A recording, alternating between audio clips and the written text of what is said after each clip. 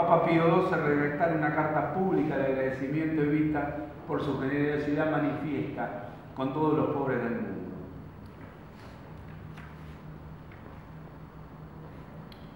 Podíamos seguir enumerando realizaciones, tendríamos todo el día, pero no es mi intención abrumarlos con cifras, pero sí queda claro que la obra social que llevó adelante Evita no tuvo ni tiene parangón alguno en el mundo, y tampoco pudo ser borrada de la memoria popular por la violencia y la prepotencia de la autodenominada Revolución Libertadora en 1955, cuando con la fuerza de las armas destituye a un gobierno nacional y popular que había sido elegido 3 años antes, en 1952, con el 62% de los votos. Dirá Rodolfo Walsh, todos saben quién es Rodolfo Walsh, en su prólogo de la 4ª edición de Operación Masacre: el decreto que prohíbe nombrar a Perón, o la operación clandestina que arrebata el cadáver de su esposa, lo mutila y lo saca del país, son expresiones de un odio al que no escapan ni los objetos inanimados, sábanas y cubiertos de la fundación, incinerados y fundidos porque llevaban estampados ese nombre que se concibe como demoníaco. Toda una obra social se destruye, se llegan a cegar piscinas populares que evocan el hecho maldito. El humanismo liberal retrocede a fondos medievales. Y es increíble pensar toda esa barbaridad que evidentemente hicieron por el solo hecho de que la fundación llevaba el nombre de Eva Perón. El hecho más importante, desde mi punto de vista, otros pueden pensar que sean otros, en la vida política de Eva Perón, en su corta vida política, es el renunciamiento de Evita, en agosto de 1952. Toda esta obra social y todo lo que había hecho en beneficio de su pueblo hace que la Confederación General del Trabajo, la famosa y conocida CGT, que llegó a tener en ese momento 5 millones de afiliados, propiciara la fórmula presidencial para el periodo 1952-1958 con Perón-Perón. O sea, Juan Domingo Perón como presidente, María Eva Duarte de Perón como vicepresidente. Pero evidentemente las presiones son muy fuertes de aquellos sectores que, si bien estaban dentro del gobierno peronista, no les hacía ninguna gracia que Evita, que precisamente no se guardaba nada y decía las cosas como eran, tuviera un cargo tan importante como vicepresidente de la República.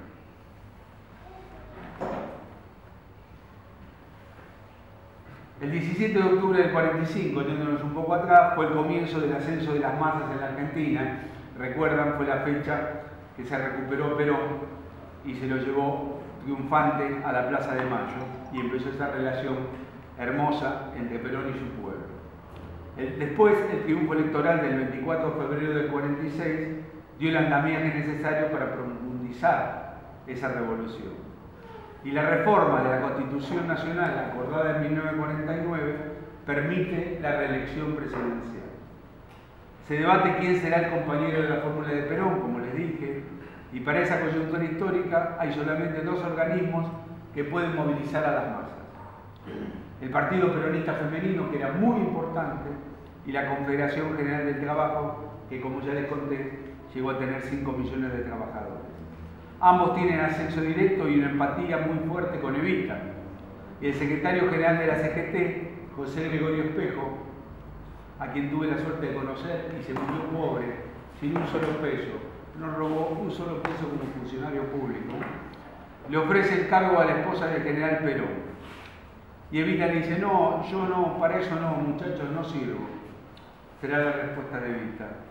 Y el mismo Espejo, con otros compañeros trabajadores, Isaías Santín, Florencio Soto, Armando Cabo, los hombres fuertes del sindicalismo en esos tiempos, le plantean que, más allá de su negativa personal, quienes la quieren ver vicepresidenta es el conjunto de los trabajadores, y por lo tanto un tema así de trascendental importancia no podía votarse solamente en una charla. Y de allí surge la idea de una asamblea gigantesca que pasará a la historia con el nombre de Cabildo Abierto del Justicialismo.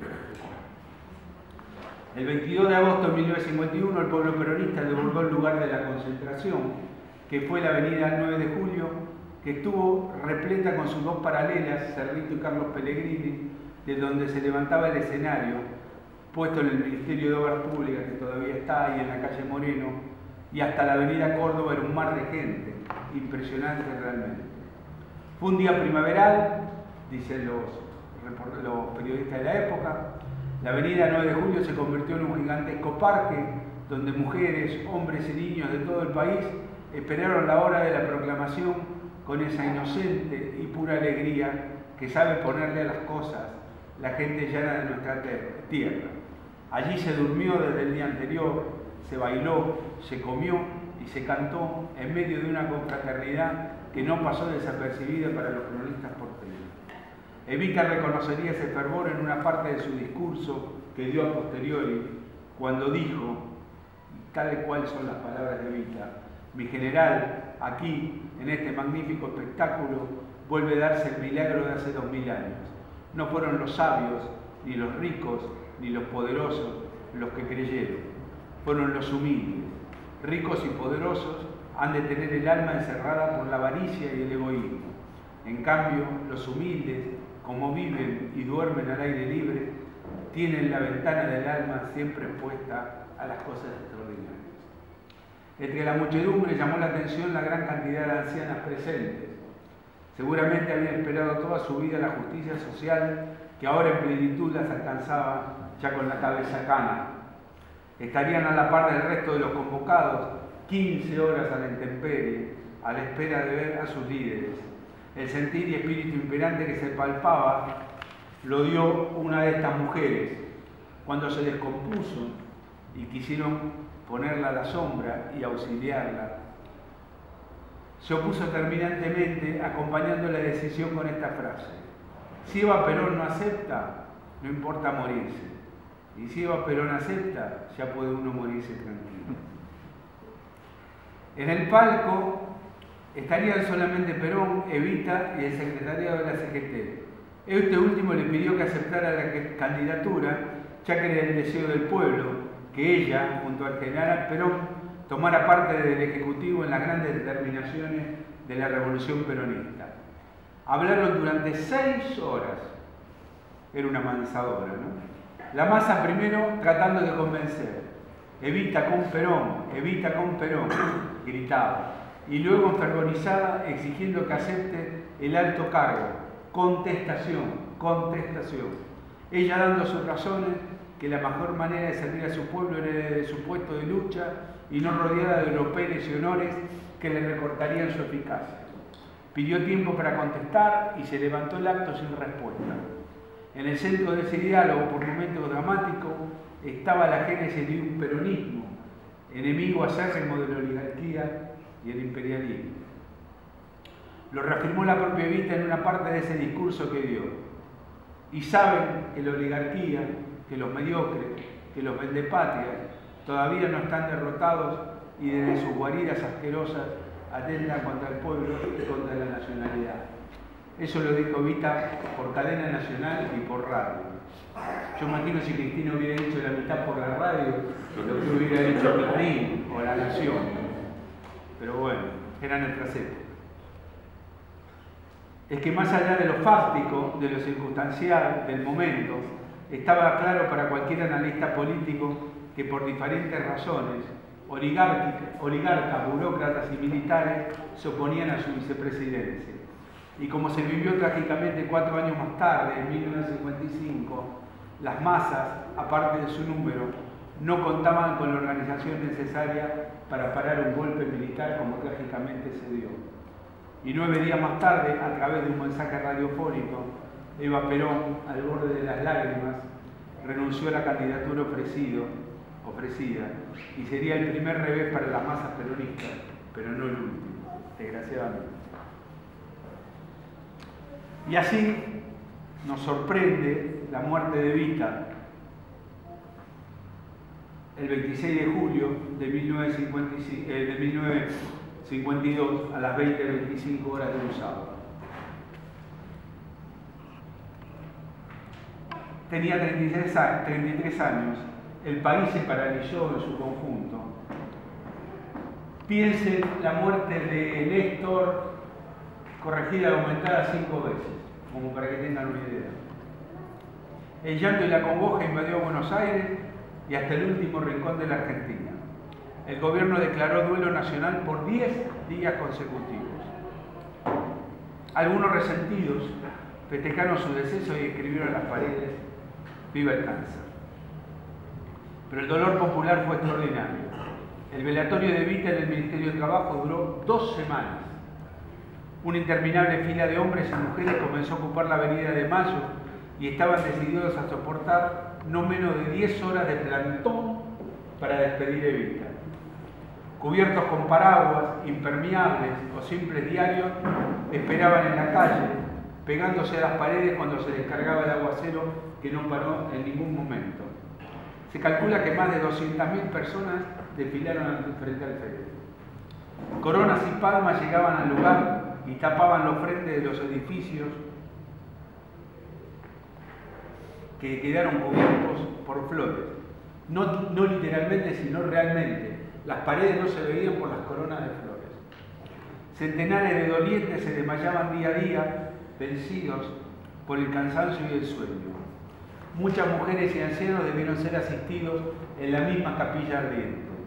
El sepelio renovó las expresiones de dolor y la marcha del cortejo por Avenida de Mayo fue lenta. A su paso llovieron flores de los edificios y la gente no pudo contener sus expresiones de dolor. En los barrios, los curas párrocos ofrecieron misas por el descanso del alma de Eva Perón. La gente en sus casas instaló en altares improvisados una foto de Evita y una vela encendida, que primero la prendieron para que se curara, para que no se muriera, pero una vez que se murió, nunca la sacaron y pasó a ser Santa Evita para el pueblo. A una semana de su muerte, el Papa Pío XII recibió la petición de un sindicato de trabajadores argentinos, el de la alimentación, con el fin de iniciar inmediatamente el proceso para beatificar y canonizar a la ilustre extinta. Buscaban su inmortalidad, pero sin saberlo aún, estaban dando el primer paso para la instalación de un mito no solo a nivel nacional, sino también a nivel mundial. Por supuesto, la jerarquía eclesiástica, que siempre estaba del lado del poder y de los poderosos, no hizo caso a esta petición. Pero no importa, porque lo que éramos pibes en ese momento, y después fuimos parte de la gloriosa juventud peronista de los 70, llevamos a la práctica una pintada que cubrió todo el país a lo ancho y a lo largo, que decía Evita eterna en el alma de su pueblo, y que realmente hicimos honor con Eva Perón por todo lo que representaba para nosotros, por la lucha, por la entrega y por el sacrificio para su pueblo.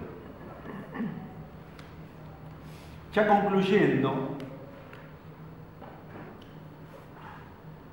quiero contarles que el ejemplo de Evita no fue el único de las mujeres en esta República Argentina y que hubo muchísimas mujeres peronistas que fueron un ejemplo para todos nosotros y creo que es bueno recordarlas porque precisamente siguieron las enseñanzas de Evita hasta sus últimas instancias. En el barrio de San Cristóbal, actualmente, una plazoleta lleva el nombre de Ángela María Aieta de Guglio. Fue una mujer nacida el 7 de marzo de 1921 en Italia. Era la mamá de Juan Carlos Elcanta Gullo, líder de la Regional 1 de Juventud Peronista, encarcelado en 1975 durante el gobierno de Isabel Martínez, y también mamá de Jorge Salvador, otro militante peronista secuestrado y desaparecido en 1979 por la dictadura militar. La incansable labor de esta ama de casa en la resistencia y en la defensa de los derechos humanos hizo que el 5 de agosto de 1976, en un operativo conjunto de las Fuerzas Armadas, fuera cortada la calle Cachimayo a la altura del 1900, en el Bajo Flores, y se tomara por asalto la casa de esta mujer, en el número 1940, por el frente, por los techos y por atrás, como si fuera una extremista armada y una ama de casa, una mujer, una compañera peronista. Se la llevaron a la ESMA y ella presiente que va a morir y hace un pacto con sus circunstanciales compañeros de infortunio. Quien salga con vida de ese infierno tiene que denunciar todo lo parecido para que nunca más se olvide el horror. Doña Ángela sigue desaparecida, pero la ESMA, desde marzo del 2004, como sabemos, será un museo de la memoria y su mandato se hizo realidad. Hay otra compañera que también me gustaría recordar por todo lo que representó para nosotros, para los jóvenes peronistas, y es Esther Norma Rostito. Vicky D'Aleo, sobreviviente de la ESMA, siempre cuenta que cuando llegó a ese centro de torturas, también secuestrada, se cruzó con Esther Norma Rostito, un bronce, una de las fundadoras, como saben, de Montonero, que los marinos tenían secuestrado y mostraban como un trofeo a sus cómplices, pese a aseverar públicamente que había muerto antes en un enfrentamiento. Inclusive habían fraguado una tapa de la revista Gente donde aparecía como muerta y realmente, como le digo, no estaban muertos sino que lo tenían ahí secuestrado. Rostito caminaba pausadamente, lento, y es que tenían los tobillos prensados por grilletes que nunca le saltó en los tobillos, dos grilletes que nunca le sacaron hasta su muerte. Mantuvo una conducta ejemplar frente a los interrogatorios y torturas. Sabedora de su destino final, hizo pública su intención de morir fusilada, pero estos cobardes solamente se animaron a inyectarla una noche y apareció muerta al otro día con un veneno. Y casi me olvido, digamos, lo principal. Cuando se cruzaron Vicky D'Aleo y Norma Rostito, esta última la abrazó y le dijo al oído sin que escucharan sus verdugos: yo todavía no me rendí. Siguiendo con los ejemplos, había una chiquita que tenía tan solo 13 años de vida cuando la intensa militancia de sus viejos la llevó luego del golpe del 76 a vivir en el exilio. Se llamaba Verónica María Caviglia y fue creciendo rodeada de un mundo de compatriotas, como les digo, en el exilio, que lejos de su país de origen bregaban para dar lucha a la dictadura de todas las formas posibles. En ese contexto fue creciendo y con sus 16 años coincidieron con una serie de militantes que volvieron al país a dar lucha contra la dictadura militar. Luego de las tenaces resistencias de sus padres, amigos, dirigentes y allegados, pudo imponer su férrea y granítica voluntad de que la aceptaran para ser una luchadora más, y volvió a la Argentina. Es que siempre se había rebelado contra la injusticia y la explotación que sufría nuestro pueblo. La generosidad de sus sentimientos la llevó a tomar partido y a volver a la Argentina para dar pelea, como les digo. Fue secuestrada y desaparecida por los esbirros del general Nicolaides en febrero de 1980 con 16 años. En cualquier otro país sería considerada una heroína nacional. En este, recién estamos bregando para que su valentía y decisión no queden sepultadas en el olvido. Hay otra compañera más que quiero hacer mención. Corre el 25 de abril de 1976, dictadura militar. Hay una militante peronista, doctora en leyes, que se llama Graciela María de los Milagros Roldán. Fue la compañera en vida de otro compañero histórico del peronismo de Montonero que vivió acá, en José Cepaz, que era el negro José Sabino Navarro. A Graciela María de los Milagros Roldán la recluyen en Córdoba en el campo de concentración La Perla. Graciela G., una compañera de martirio y sobreviviente, relató en 1985 ante el juez Leonard Lanian que Graciela María de los Milagros, cuando la fueron a buscar para matarla, se fue tranquila, la cabeza erguida, haciendo la vez de la victoria a sus compañeras de celda. Pidió que la fusilen sin venda, sin mordaza, sin maniatar, que ella no se iba a escapar, pero que quería morir viendo el sol y el cielo. También pidió el último cigarrillo. Al mayor del ejército que dirigía el fusilamiento, les pidió despedirse de él. Imaginen esta escena. Le dio la mano, hasta un abrazo, y le dijo: sos el último ser humano que voy a ver antes de morir. Y aunque vos no lo sepas,